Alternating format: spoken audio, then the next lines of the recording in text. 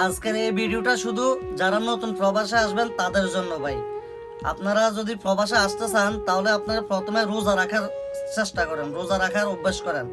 কারণ রোজা না রাখতে পারলে আপনি প্রবাসে টিকতে পারবেন না। কারণ ভাই কোন বেলার খানা কোন বেলা দিব সেটা তো আপনি পেটের আর মানে রাখতে পারবেন না যদি রোজা রাখার অভ্যাস না থাকে। কারণ ভাই আপনি যখন 4টা বাজে উঠে ডিউটি চলে যাবেন, তারপর যে দিনে 12টা 1টা দিকে আসবে খাবার, এরকম না এক প্যাকেট খাবার দিব। যেমন এটার মধ্যে আছে ভাত আর ডাল তরকারি, ঠিক আছে। আর যারা রুটি খাবার অভ্যাস তাদেরকে এরকম একটা রুটি দিব। তাই আপনাদেরকে যদি এভাবে খাবার দেয় তখন আপনারা এই খাবারটা খাই সারাদিন থাকতে হবে।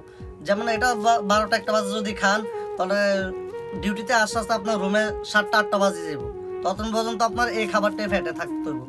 এমন তো কোনো কথা না যে কাজের সাইডে আপনার জন্য দোকানপাট কিছু থাকবে, আপনি যখন মন চাইবে তখন কিছু খাইতে পারবেন, সেটাও পারবেন না ভাই। এই জন্য বলে কি আপনারা রোজা রাখার অভ্যাস করেন প্রথমে, তারপরে প্রবাসের নাম লন, প্রবাসে আসেন, সমস্যা নাই। আর প্রবাসে আসলে হয়তো নতুন নতুন কষ্ট হয়ে যাইব, কারণ নতুন নতুন আপনার হয়তো বাউ বুঝবেন না।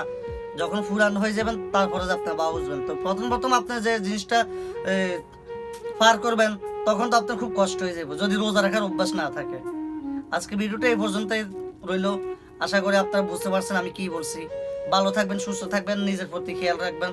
আল্লাহ হাফেজ।